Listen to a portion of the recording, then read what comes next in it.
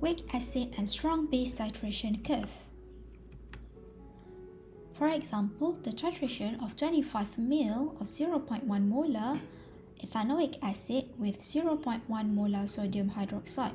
Ethanoic acid is a weak acid, while the sodium hydroxide is a strong base.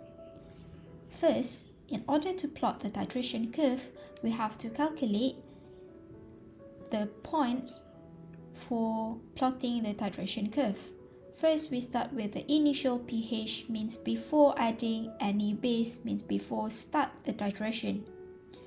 The one that in the conical flask will be the one that has fixed volume, and the titrant will be the one that has changed in volume. So here the fixed volume is ethanoic acid, so the CH3COOH will be in the conical flask and sodium hydroxide will be in the burette. Since CH3COOH is a weak acid, concentration of H3O plus and the pH are calculated for incomplete dissociation. Means this weak acid very slightly dissociate in water. So this is the equation of the weak acid dissociation in water to become H3O plus and the conjugate base. Now we have to construct the ice table in order to know the concentration of H3O plus after it slightly dissociate in water. So the initial concentration of CH3COOH is 0.1 and there are no concentration of the product before the reaction or before the dissociation. And then negative sign X means this reactant decrease, positive sign means the products increase during the reaction. Then at equilibrium, concentration 0.1 minus X, 0 plus X equal to X, 0 plus X equal to X. This X value 1X, 1X, 1X because this stoichiometry is 1 mole, 1 mole and 1 mole. We don't need to take account the concentration of water because water is in liquid state. We only take account the aqueous state. Now, in order to calculate the pH, we need to know the concentration of H3O plus. Given the value of Ka, so we can substitute into the Ka expression. Ka is at equilibrium, equilibrium constant. At equilibrium, substitute the concentration of product over reactant. So our product at equilibrium XX, so that's why X squared. CH3COOH concentration at equilibrium 0.1 minus X. If we look at the value of Ka is times 10 to the power of negative 5. For value of Ka times 10 to the power of negative 5 or smaller than that means negative 6, negative 7, negative 8, negative 9. We need to assume that 0.1 minus X is equal to 0.1. So this Ka is X squared over 0.1, means this X is extremely small till we neglect the value. So the value of Ka, 1.8 times 10 to the power of negative 5, it's given here. And then you'll get the X value 1.34 times 10 to the power of negative 3.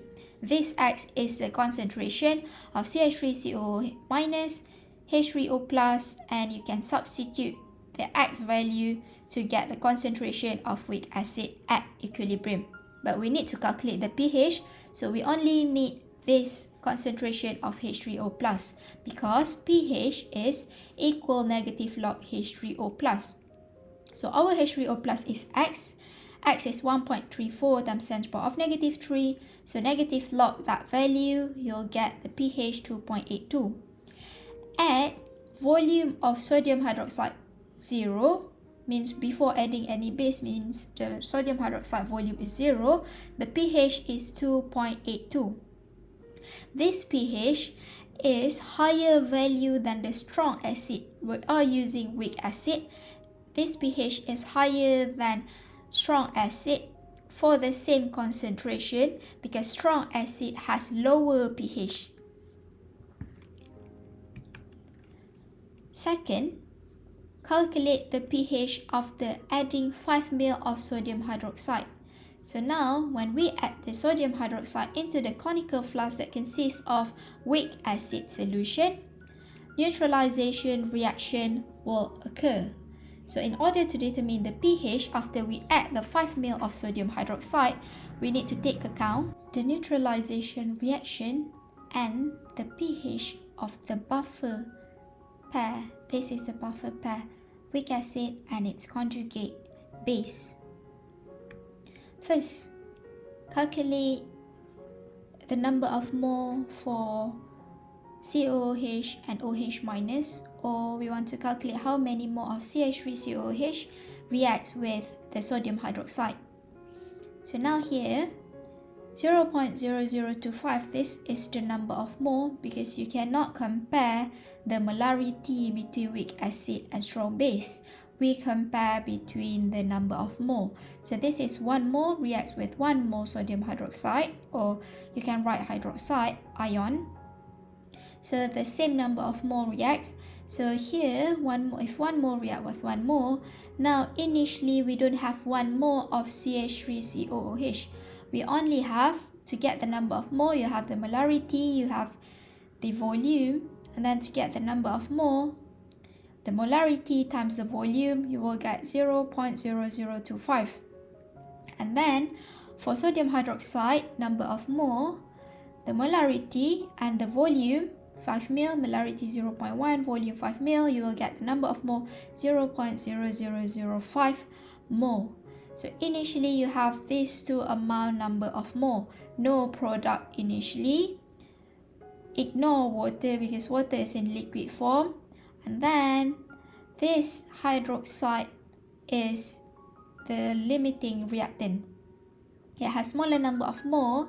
This is the limiting reactant because you don't have 0.0025 sodium hydroxide or hydroxide ion to react with 0.0025.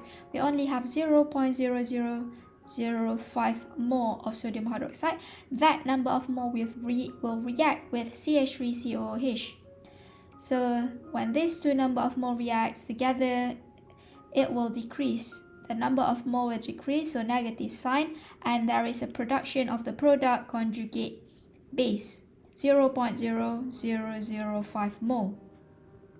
And then number of mole final, this number of mole reacted, this number of mole initially, so this is the number of mole left after weak acid react with sodium hydroxide. This is the number of mole that left in the conical flask, 0.002. And there is no more hydroxide ion, or there is no more sodium hydroxide in the conical flask after you add 5 ml because it's already reacted with a weak acid, so 0. And here we have the conjugate base, 0.0005. So when only left in the conical flask the weak acid and its conjugate base, you can calculate the pH using Henderson Hasselbalch equation. pH equal pKa plus log conjugate base over weak acid. So pKa equal to negative log Ka. So negative log Ka, our Ka is 1.8 times 10 to the power of negative 5 plus log concentration of the conjugate base over concentration of the weak acid. From the table, we only have the number of mole. We need to substitute the concentration in Henderson-Hasselbalch equation. So in order to find the concentration, we have the number of mole.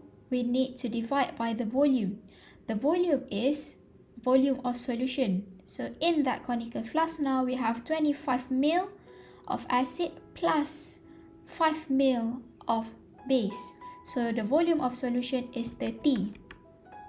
So that's why here it's 0.03 liter. Calculate the concentration for conjugate base and weak acid, number of mole divided by the volume, and you will get the concentration. Substitute into this equation and the pH equal 4.15. At the volume, sodium hydroxide 5 ml, so right here, the pH is 4.15. Next, calculate the pH after adding 10, 15 and 20 sodium hydroxide. The calculation is the same as previously, and then it's just you need to convert more CH3COOH into CH3COO minus. It's calculated as before using Henderson Hasselbalch equation. Refer to this equation, this chemical equation, the neutralization chemical equation, and you will be left in that conical flask only weak acid and the conjugate base. So you have the number of mole and then divide by the volume total for this one, 10 sodium hydroxide, so volume total is 10 plus 25. Here 15 plus 25, 20 plus 25, that is the volume total for each. And then number of mole divided by the volume, you'll get the concentration. Substitute into the Henderson Hasselbalch equation and you'll get the pH for each. Next, the pH after adding 25 ml of sodium hydroxide at equivalence point. So sometimes the question doesn't state the volume that is required for strong base to achieve the equivalence point with a weak acid. Sometimes you need to calculate by yourself the volume of strong base required in order to weak acid to achieve the equivalence point. So here is given at equivalence point 0.0025 mole sodium hydroxide. So we have the volume sodium hydroxide, you have the molarity, so you can calculate the number of mole at equivalence point have been added, and therefore all weak acid has been converted to its conjugate base. Means this at equivalence point, no more reactants left, no more sodium hydroxide, no more weak acid, ethanoic acid, because all has been converted into the product. So solution only contains the product salt and water. Here 0.0025 mole reacts with 0.0025 mole. All weak acid and the strong base will be converted to the salt with 0.0025 mole and water. So this is the equation for dissociation of the salt, CH3CO minus plus Na plus. The conjugate base undergoes hydrolysis. Here, our conjugate base, this Na plus is strong base. The conjugate base undergoes hydrolysis. This conjugate base hydrolyzes in water to form OH minus and weak acid again. Since the hydroxide ion formed in the hydrolysis process, this one, the salt form is a basic salt at equivalence point pH more than 7. Since this is basic salt, so the pH is more than 7 at equivalence point. After adding 30 ml of sodium hydroxide, at this point 0.003 mole, calculate the number of mole from this volume and this molarity. The hydroxide have been added. Sodium hydroxide has thus become the excess reagent. When you construct the ice table and you put the number of mole, this sodium hydroxide ion is the excess reagent, and you also have the conjugate base in the conical flask. In the conical flask, there is no more weak acid, only hydroxide ion or sodium hydroxide and the conjugate base. The solution is now a mixture of strong base and weak base. This is conjugate base, weak base, strong base from sodium hydroxide. And that conjugate base hydrolyzes in water to produce OH minus and CH3COOH. So you have hydroxide ion from sodium hydroxide and you also have hydroxide ion from the conjugate base. The conjugate base hydrolysis product, the OH minus concentration is negligible. this OH minus production from conjugate base is negligible compared to the OH minus from the sodium hydroxide.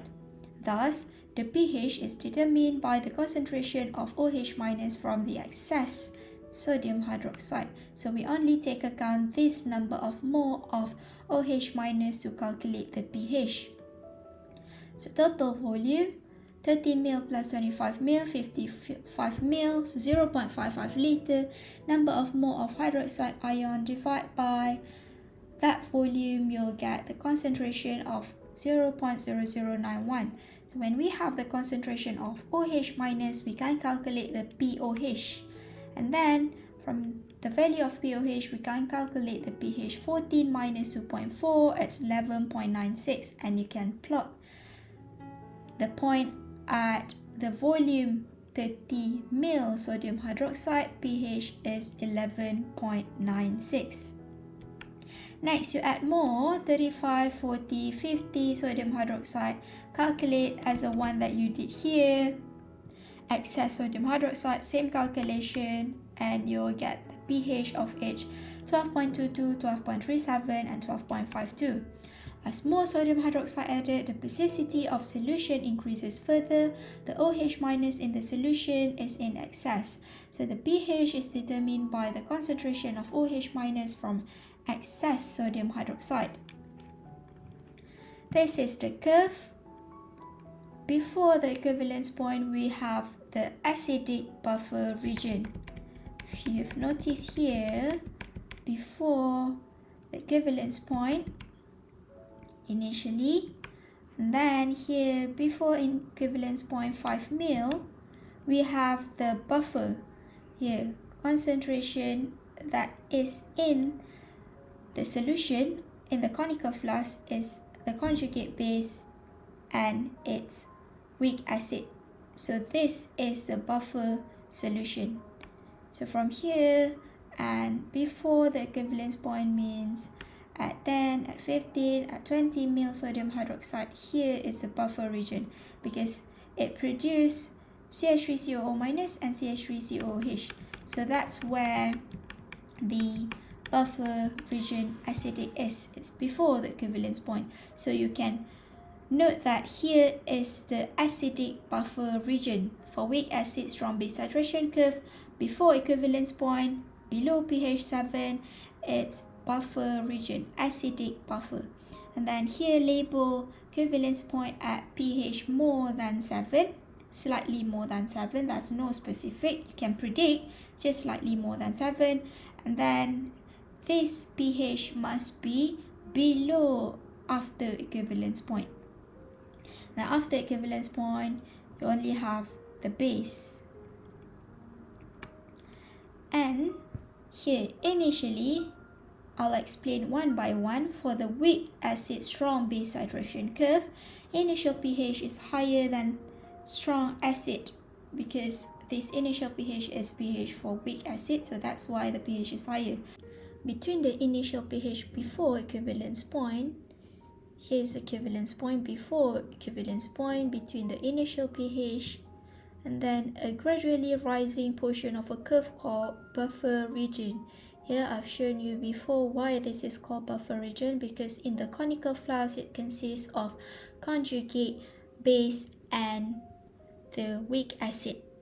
So this point rise to the equivalent point, it appears before the sharp rise to the equivalence point. At equivalence point, the pH is more than 7 because here at equivalence point it consists of the solution consists of basic salt. So that's why the pH is more than 7 at equivalence point. After the equivalence point, all the points, now the solution contains a mixture of strong base and weak base. Weak base means the conjugate base from the weak acid. We have conjugate base. That conjugate base hydrolyzed in water to form OH minus. So it consists of strong base and weak base. That's what it means by weak base, the conjugate base from weak acid. So strong base completely overwhelms with the weak base. That's why we don't take account the OH minus from conjugate base. We only calculate the pH from the production of OH minus from strong base, not OH minus from the conjugate base from weak acid.